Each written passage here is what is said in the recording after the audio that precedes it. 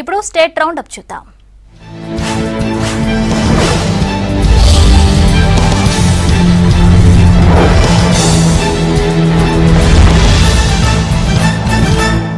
జగిత్యాల పట్టణం విద్యానగర్కు చెందిన కొండ్ర నర్సమ్మను బంగారం పేరుతో ఇద్దరు మహిళలు మోసం చేశారు. అన్నపూర్ణ చౌరస్తా దగ్గర కలిసిన మహిళలు తమకు బంగారం బిస్కెట్స్ దొరికినట్టు చెప్పి ముగ్గురం పంచుకుందామని నమ్మబలికారు. నర్సమ్మ నుంచి 2 తులాల పుస్తల గొలుసు కాజేసి నకిలీ బంగారం బిస్కెట్ అంటగట్టారు.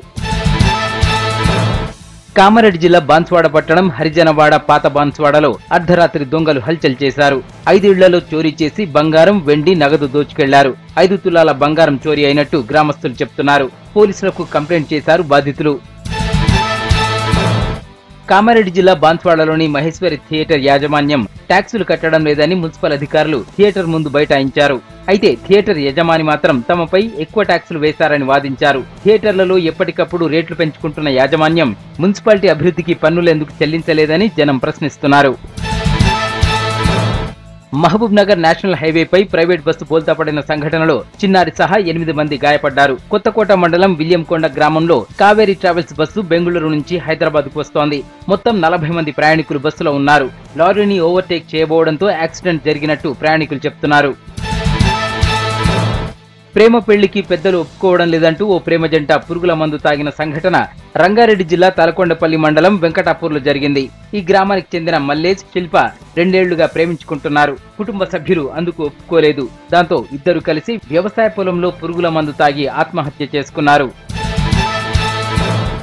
జగిత్యాల జిల్లా మల్లాపూర్ మండలం పాత దమ్రాజ్పల్లి గ్రామంలో ఇసుక ట్రాక్టర్ బోల్తాపడి డ్రైవర్ చనిపోయాడు. గోదావరి నుంచి అక్రమంగా ఇసుక తరలిస్తుండగా ఈ ప్రమాదం జరిగింది. డ్రైవర్ మహారాష్ట్రకు చెందిన వికాస్ గా గుర్తించారు. ట్రాక్టర్ ట్రాలీ ఇసుకలో దిగబడి స్పీడ్ గా పోవడంతో ఈ ప్రమాదం జరిగింది. ములుగు జిల్లా వెంకటాపురంకు చెందిన తరుణ్ తన భూమి ఆక్రమణపై సైకిల్ యాత్ర చేపట్టాడు. వెంకటాపురం గ్రామం నుంచి జనగామ మీదుగా హైదరాబాద్ కు బయలుదేరాడు. ముఖ్యమంత్రి కేసీఆర్, కేటీఆర్, హరీష్ రావును కలుస్తానని చెప్పాడు. అధికారులకు ఎన్నిసార్లు చెప్పినా పట్టించుకోవడం లేదన్నాడు తరుణ్.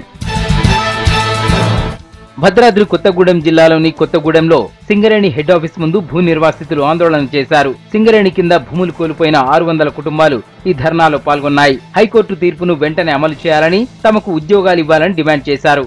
ఎన్నికల కోడ్ తర్వాత నెల రోజుల్లోపు సమస్య పరిష్కరిస్తామని అధికారులు హామీ ఇవ్వడంతో నిర్వాసితులు ఆందోళన ముగించారు.